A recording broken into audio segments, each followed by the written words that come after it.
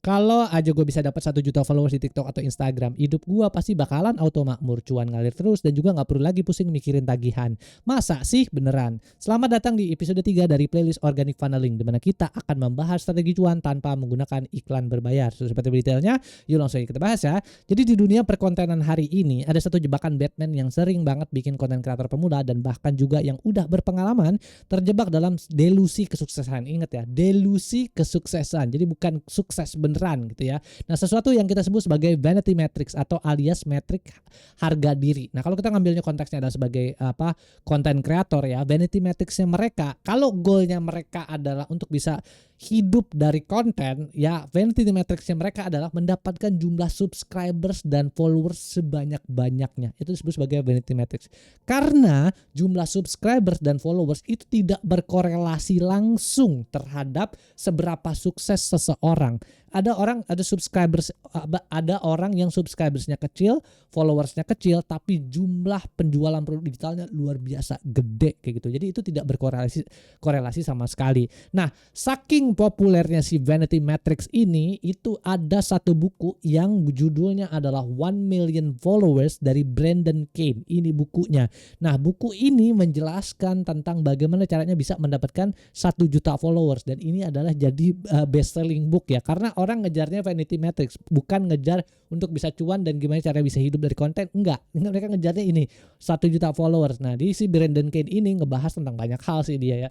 Jadi dia ngebahas tentang strategi-strategi gimana cara dapetin 1 juta followers ya, entah itu pakai iklan kayak pakai kolaborasi sama artis, terus juga macam-macam sih. Di situ udah banyak bukunya, ngejar mentargetkan Asian market, Cina segala macam dengan populasi besar dan seterusnya. Jadi ada banyak sih dalam buku gitu. Kalau teman-teman tarik pengen ngedapetin vanity metrics yang gede, itu ada bukunya di situ ya. Cuman balik lagi buat apaan gitu ya. Nanti gua akan jelasin lagi lebih detail. Nah, kayak gitu ya. Oke, sekarang kita masuk dulu deh ya ke dalam materinya lagi. Jadi iya, apalagi kalau bukan jumlah followers dan juga subscriber.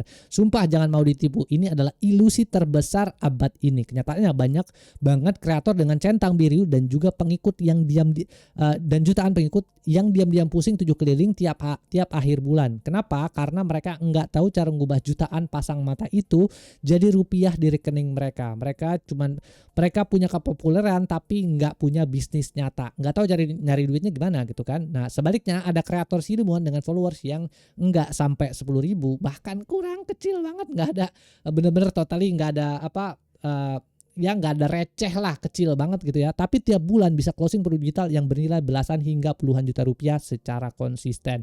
Jadi kalau bisa ya kalau gue sih pengennya jadi kreator siluman kayak begini gitu kan. Ngapain gitu kan jadi bintang, ada orang yang muncul di dalam spotlight, karena itu akan bakalan capek banget. Tapi kalau misalnya kita bisa menghasilkan duit gitu kan, jadi siluman gitu ya, jadi orang di belakang layar, wah, that's gonna be full freedom. Lo akan jadi punya namanya kebebasan total gitu ya, karena nggak ada yang kenal sama lo, tapi lo punya banyak duit. Wah, itu enak banget sumpah. Oke, balik lagi ya, biar gua lempar kemana-mana. Di sini ada 2 ya matriks yang teman-teman harus pahami ya untuk masalah vanity metrics ini. Yang pertama adalah ada yang namanya adalah vanity metrics. Yang kedua ada yang namanya adalah actionable metrics gitu ya.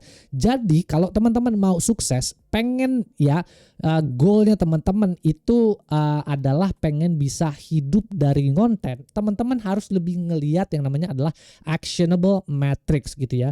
Kalau tadi kan vanity metrics itu sesuatu hal yang cuma kelihatan bagus doang ya, terus tidak berhubungan dengan outcomes tuh, bahasa Indonesia tidak berhubungan dengan tujuan gitu dan seterusnya kayak gitu-gitu ya. Itu followers dan subscriber, dan masih banyak lagi vanity metrics. Nah, kalau actionable metrics ini adalah sesuatu hal yang sangat berkorelasi terhadap tujuan teman-teman. Misalnya teman-teman tujuannya tuh pengen hidup dari konten tadi gitu kan. Nah, actionable metricsnya tuh apa sih gitu ya, teman-teman bisa ukur. Misalnya salah satu yang paling gampang adalah number of sales, seberapa banyak orang yang beli produk digital teman-teman, itu yang pertama. Yang kedua adalah misalnya click through rate gitu ya ke produk digital atau landing page teman-teman, bukan video ya. Terus habis itu cost per click gitu kan, dan seterusnya. Jumlah audience ya, audience newsletter, audience yang beli produk digital teman-teman gitu ya, subscribers produk digital teman-teman dan seterusnya. Jadi kayak gitu, bukan untuk ngejar vanity metrics, tapi ngejarnya adalah actionable metrics gitu. Nah, terus habis itu di sini ada pay off ya buat teman-teman yang nonton video ini sampai habis. Di sini ada penjelasannya. Jadi di akhir video ini lo bakal lihat bukti angka nyata gimana kreator dengan 10.000 followers atau bahkan kurang itu bisa ngasilin income, bisa ngalahin income-nya kreator yang 1 juta followers, dan lo bakal juga tahu persis langkah konkret buat niru formulasinya. Jadi buat teman-teman gitu ya, nonton video ini nanti gua akan kasih tahu ya runut step by stepnya tuh seperti apa, alasannya seperti apa. Jadi pastikan nontonnya runtut ya dari awal sampai habis ya, karena nanti ada materi-materinya yang ada di pertengahan. Jadi jangan loncat-loncat belajarnya itu ya. Oke, so sekarang kita langsung aja masuk ke dalam materi berikutnya, yaitu adalah 5 tanda bahaya lo terjebak dalam vanity matrix gitu ya.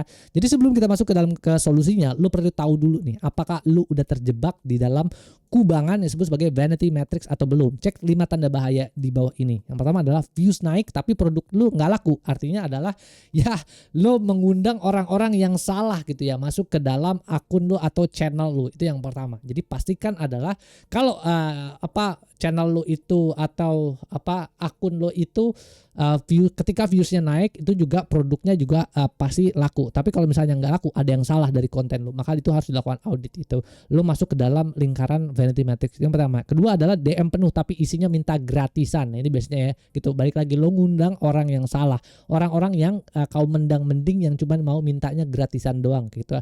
Ada yang salah kayak gitu. Artinya konten lu harus dirubah lagi. Itu yang kedua. Yang ketiga adalah engagement rate-nya anjlok tiap posting jualan. Jadi setiap kali lu berjualan itu langsung engagementnya turun parah gitu kan. Nah kayak gitu ya, itu biasanya konten-konten konten-konten entertainment itu biasanya sangat-sangat relate di bagian sana. Itu yang ketiga. Yang keempat adalah lo nggak bisa sebutin siapa audiens ideal lo gitu ya. Karena kenapa?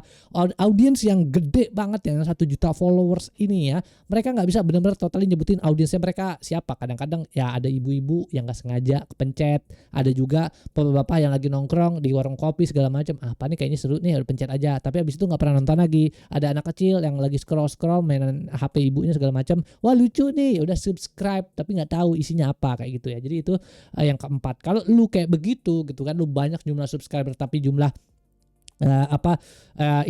produk lu nggak laku segala macam, dan lu nggak tahu audiens lu siapa karena konten lu comot semua, cuma ngikutin tren doang. Nah, siap, artinya lu sekarang ada di dalam lingkaran vanity matrix ini. Yang kelima adalah lu lebih pusing mikirin algoritmnya daripada solusinya. Energi lu habis buat mikirin nanti nextnya gua harus posting konten apa lagi ya biar gua bisa FYP. Nah, itu penyakitnya bro gitu kan. Jadi kalau lu udah kayak gitu, artinya lu udah bener-bener masuk ke dalam lingkaran vanity matrix. Ini bakalan capek banget lu kalau misalnya lu udah masuk dalam sini. Nah, habis itu sekarang kita masuk nih, ada warning nih buat teman-teman ya. Jadi kalau lu ngerasa guilty dan ngecek minimal 3 dari 5 tanda di atas dan checklist ya, dan lu mengiyakan dari 3 sampai 5 tanda di atas, artinya lu nggak sendirian. Kabar baiknya adalah di bagian bawah artikel ini atau di bagian bawah konten ini gue bakalan kasih lu template audit 5 menit buat mulai membenahi arah konten lu hari ini juga, supaya lu bisa mulain ya menghasilkan pendapatan atau cuan gitu dari konten lu gitu. Jadi nggak cuma dapetin views doang, tapi juga bisa dapetin cuan di sana kayak gitu ya. Intinya balik lagi, tonton video ini sampai habis biar teman-teman juga lebih paham ya konsep per konsepnya seperti apa, dan juga nanti di akhir ada penjelasannya tentang itu. Oke, lanjut lagi ya. Sekarang kita masuk ke dalam pertarungan matrix followers versus super fans. Siapa kemudian yang mengisi rekening lu?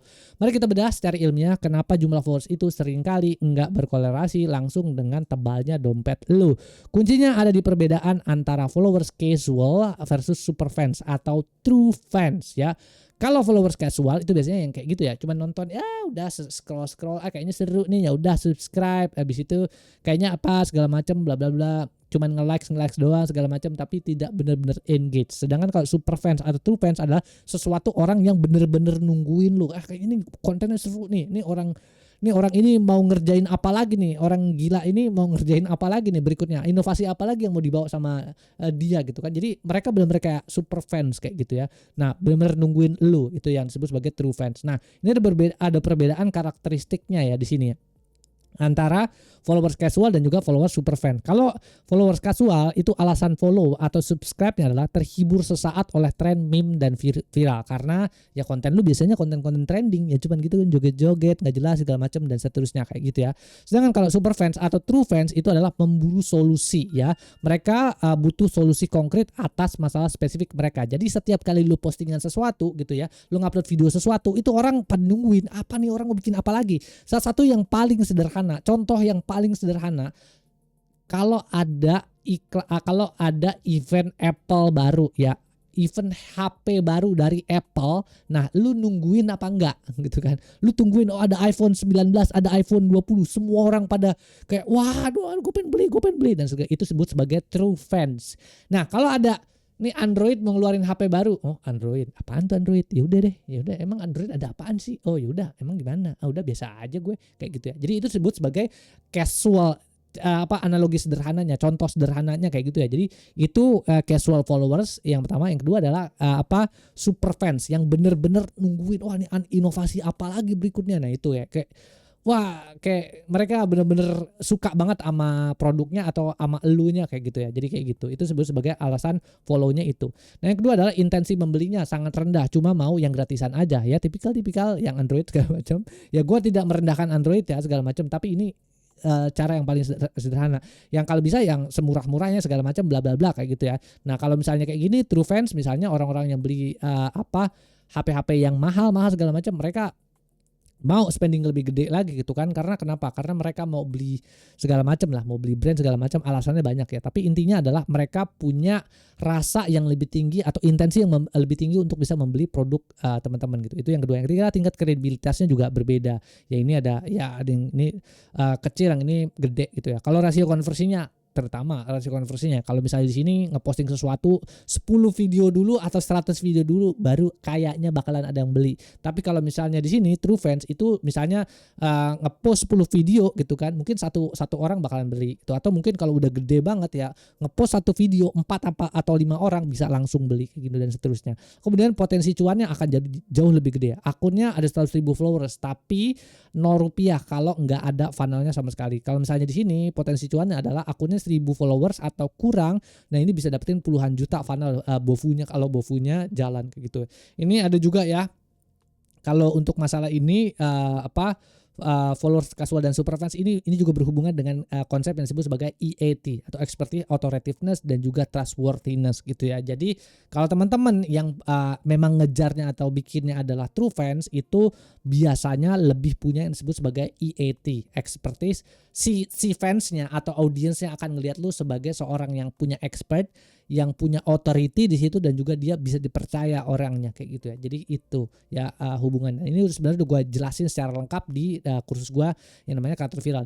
Linknya dari deskripsi di bawah. Oke, so lanjut lagi di sini ada infrastruktur buat teman-teman. Jadi bayangkan kalau lu punya 100 orang murid, setiap murid yang rela bayar 500.000 rupiah buat e-course premium lo, itu udah kayak 50 juta sendiri gitu ya. Balik lagi ya, 100 orang murid yang berani bayar 500.000 itu udah 50 juta total bersihnya ya.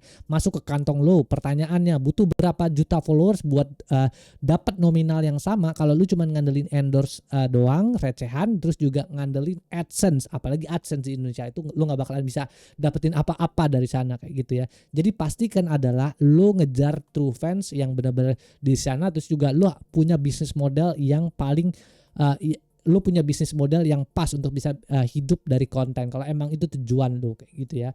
Habis itu sekarang kita masuk lagi ke dalam materi berikutnya, yaitu adalah bedah kasus kreator 10K versus kreator 1 juta gitu ya. Nah di sini sebelum gue jelasin angkanya di sini, jadi oke, teori aja udah cukup. Sekarang saatnya kita lihat angka nyatanya biar lo nggak cuman percaya omongan gue doang. Mari kita bandingkan dua skenario kreator fiktif yang merepresentasikan pola nyata di lapangan. Nah ini ya, jadi balik lagi masih sama tabel komparasi. Itu adalah kalau kreator yang 1 juta followers itu biasanya jenis kontennya ya ngejarnya adalah views.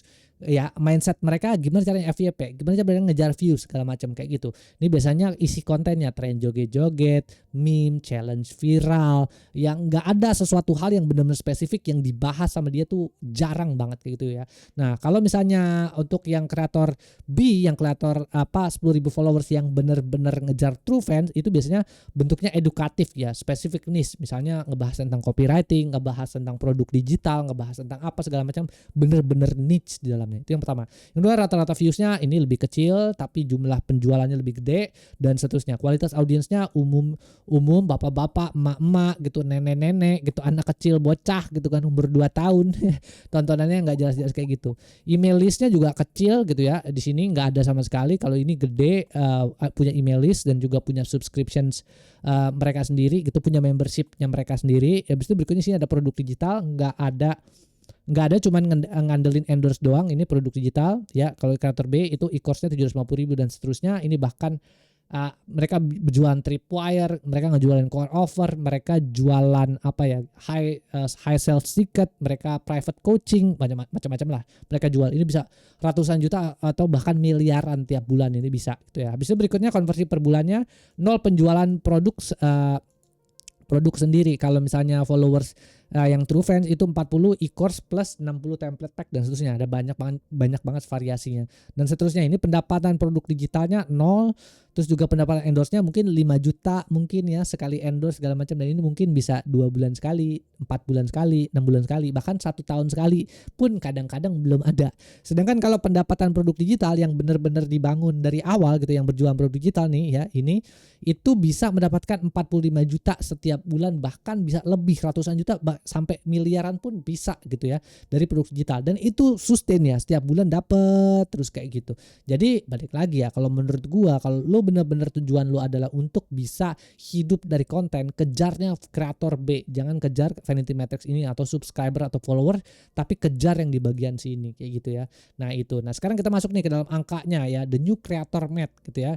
Kalau yang A tadi ya itu udah jelas ya. Jadi dia cuman punya ghost followers, engagement rate-nya juga nggak terlalu gede segala macam, cuma scroll oh ya lucu nih segala macam bla bla bla, udah. Habis itu conversion rate-nya juga kecil, terus juga sales per post harus ngepost 100 dulu bahkan 1000 dulu untuk bisa dapetin satu penjualan gitu.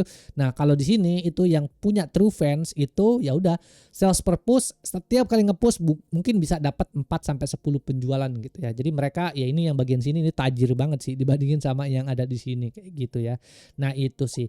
Terus habis itu berikutnya di sini ada mind blowing math gitu ya. Jadi coba kita hitung lagi secara detail ya. Jadi kalau misalnya kreator B nih dengan 1/100 jumlah followersnya justru punya income 9 kali lipat lebih besar dibandingin sama kreator A. Dan yang paling gilanya adalah income kreator B itu recurring. Yang tadi gue bilang ya, misalnya ini 45 juta itu bisa tiap bulan dapat 45 juta setiap bulan gitu ya. Enggak kayak kreator A yang cuma ngejar endorse doang, ya kadang ada, kadang enggak ada dan seterusnya kayak gitu ya. Itu apalagi di Indonesia sekarang kan endorse udah makin susah dapetinnya. Oh dia setiap 5 video terakhirnya at least harus punya jumlah views segini baru gue mau nanti endorse di sana. Karena kalau misalnya cuma ngandelin followers doang atau subscribers doang, gue nggak mau ngelihat karena itu cuma vanity metrics. Brand-brand sekarang tuh udah paham tuh soal masalah kayak gitu, jadi akan semakin sulit untuk bisa dapetin endorse sekarang. Jadi kalau lu cuman balik lagi cuman ngejar vanity metrics doang, ya udah lu bakalan dapetin segitu. Tapi kalau lu ngejar ini ya lu bisa dapetin 45 juta sebulan, 100 juta sebulan dan seterusnya kayak gitu ya. Nah, kok bisa beda jauh banget ya? Jawabannya sederhana. Ini bukan soal keberuntungan, ini soal strategi penyaringan audiens. Memilih audiens yang tepat, yang bisa ditargetkan siapa, yang deliberate dan sistematis ya. Kita benar-benar solving problem si audiens ini supaya kemudian dengan berjualan produk digital yang kita punya kayak gitu ya, supaya kita bisa dapetin penghasilan seperti ini, berbeda dengan yang kayak gini doang ya, yang ngejarnya ini capek banget pasti ini gitu. Nah sekarang kita masuk lagi ke dalam materi berikutnya, itu adalah mindset shift dari content creator jadi business owner. Nah ini yang kemudian memang agak susah ya buat para content creator, apalagi buat content creator yang memang ngertinya cuma konten doang, nggak ngerti soal bisnis, nggak ngerti soal manajemen, disuruh baca buku, disuruh ikut kursus nggak mau kayak gitu. Itu bakalan susah banget sih bergeraknya. Jadi ya buat para konten kreator kalau memang mau punya ya mau hidup ya dari konten, lo harus bisa berpikir sebagai business owner sekarang, bukan sebagai konten kreator lagi kayak gitu ya. Nah, penjelasan lebih detailnya jadi sini ya. Sebelum lo bisa implement funnel organik yang beneran jalan, ada satu hal fundamental yang harus lo ubah dulu, yaitu adalah mindset lo, cara berpikir lo, pola pikir lo gitu ya. Sebagian besar kreator terjebak karena mereka masih berpikir sebagai konten kreator, bukan sebagai business owner. Yang ntar gue jelasin ya. Ini perbedaan krusialnya. Jadi ini, kalau konten kreator itu fokus utamanya balik lagi ini komparasi ya. Jadi ini gimana caranya bisa bikin konten yang viral. Kalau business owner intinya adalah gimana caranya bisa bikin konten gua bisa menghasilkan dan seterusnya. Balik lagi ini ya, teman-teman bisa post dan dibaca sendiri ya. Nih hampir sama kayak tadi, tapi intinya adalah shifting the mindset. Nggak cuma jadi kreator A tadi atau kreator B ya. Itu ini sebutan yang lebih aliasnya lagi adalah bukan sebagai konten kreator. Teman-teman harus berpikir sekarang sebagai seorang business owner. Gimana caranya jadi business owner kayak gitu ya. Nah, ini ada key insight-nya buat teman-teman. Jadi konten kreator bertanya gitu kan, konten apa yang bakal viral hari ini? Sedangkan kalau business owner bertanya, konten apa yang bakal menarik orang yang tepat ke funnel gue supaya orang-orang ini mau beli produk digital gue. Nah, pertanyaannya yang lo tanyakan setiap hari bakal nentuin arah bisnis lo selanjutnya. Jadi pertanyaan lo dengan bijak. Jadi setiap kali lo mau bikin konten selalu bertanya, menanyakan hal-hal yang tepat. Kalau lu bertanyanya beda aja, lu nanti juga hasil outcome-nya juga berbeda. Jadi kayak gini caranya ya. Lalu kemudian berikutnya, mulai hari ini setiap kali lu mau upload konten, tanyakan diri lu apakah konten ini menarik orang yang tepat, bukan cuman banyak ya. Ingat, orang yang tepat itu lebih penting dibandingkan jumlah quantity-nya gitu ya. Kalau misalnya cuman 100 orang aja tadi ya, tadi kan ada perhitungannya kan nih. 100 orang bisa segini loh, ya kan? Penjualan 40 dikali 75 gitu, totalnya berapa ini? 45 juta gitu kan. Nah, dibandingin sama 1 juta followers yang nggak beli apa-apa. Jadi pastikan adalah lu mengundang orang yang tepat. Yang kedua, apa konten ini membangun kepercayaan mereka terhadap keahlian gua. Apakah orang yang nonton konten gua akan percaya sama gua kalau misalnya mereka gua bikin konten ini. Kedua. Dan yang ketiga adalah apakah konten ini akan mengarahkan mereka selangkah lebih dekat ke solusi berbayar gue. Ya sebenarnya menurut gue ini agak-agak sedikit ini ya salesy banget. Jualan boleh, tapi pastikan adalah lu juga memberikan value gitu ya. Jadi pakai Pareto Principle yang paling gampang ya. Lu pakai 80% dan 20%. Jadi 80% kalau bisa kasih value sebesar-besarnya. Kasih nih caranya begini, Ini bukunya, referensinya Brandon Kane, 1 million followers dan seterusnya. Kasih value sebanyak-banyaknya biar mereka juga hidupnya jadi lebih mudah. Kalau mereka hidupnya lebih tenang, lebih mudah ya, solusi video kita bisa menjadi solusi buat mereka. Lu nggak perlu mereka nyuruh buat beli, otomatis mereka akan beli sendiri deh gitu ya. Lu nggak percaya sama gue, itu pasti mereka akan beli sendiri gitu kan, karena mereka udah ngerasain, nih orang ngerti, nih orang bisa solving problem gue. Apalagi kalau gue masuk ke dalam circle-nya dia untuk bisa ikutin dia gitu, inovasi-inovasi apa lagi nih yang bisa dikasihin dari dia ke gue. Nah kayak gitu ya. Jadi lu nggak perlu kayak jor-joran beli nggak usah lah ya. Yang penting lu kasih lihat aja value lu seperti apa, lu berikan value-nya, nanti orang tersebut juga akan otomatis gitu ya. Kalau emang mereka ngelihat value-nya tinggi dari produk digital lu, mereka akan otomatis beli sendiri. Nah, kalau jawaban dari ketiga pertanyaan itu ya, lu udah berpikir kayak business owner ya sekarang. Jadi lu udah bukan lagi bertindak sebagai seorang gitu ya, content creator. Berikutnya sekarang kita masuk ke dalam mengapa funnel organik kecil lebih ampuh dibandingin akun centang biru. Nah, ini ada pertanyaan nih buat teman-teman. Gimana caranya akun dengan followers dikit bisa ngalahin akun centang biru yang followersnya jutaan dalam hal penjualan produk digital? Sama ya, tadi udah jelasin ya secara lengkap ya, detail angka-angkanya segala macam bla bla, itu kan semua udah ada ya. Tapi pertanyaannya sekarang konkretnya gimana caranya gue bisa merubah gitu kan konten-konten gue ya untuk bisa mendekatkan audiens atau penonton gue jadi mau beli produk digital gue. Jawabannya adalah dengan menggunakan funnel gitu ya, atau corongnya yang biasa, yang corong tuh ada banyak ya, atau sales funnel tuh ada banyak, tapi yang paling populer namanya adalah tofu, mofu, bofu. Itu adalah top of funnel, middle of funnel, dan juga bottom of funnel gitu ya. Nah ini penjelasannya. Jadi TOFU itu adalah konten lu nggak perlu viral ya segala macam, cukup menjangkau ribuan orang yang benar-benar memiliki masalah spesifik. Ini TOFU. Yang kedua adalah MOFU ya, lo membangun kedekatan emosional dan membuktikan keahlian lo lewat studi kasus, behind the scene gitu kan, contoh-contoh gitu kan. Gue bikin software, ini gue baca buku ini lo, nih beberapa buku-buku yang menurut gue menarik nih dan lo bisa pakai juga untuk pada saat konten segala macam, itu akan menunjukkan expertise lo segala macam kayak gitu ya. Terus di situ juga ada konten BOFU ya, di sini adalah conversion halus dan tegas. Ketika mereka udah sangat percaya dengan kualitas edukasi lo nggak perlu lagi memaksa jualan. Gue bilang kan nggak perlu jualan lo ya, cuma tinggal kasih lihat aja value gue begini, expertise gue di sini. Kalau lo beli produk digital gue, lo akan dapetin ini gitu ya. Ini adalah sesuatu hal yang sangat-sangat bagus menurut gue, dan lo nggak akan ketemu di tempat lain. Kayak udah selesai.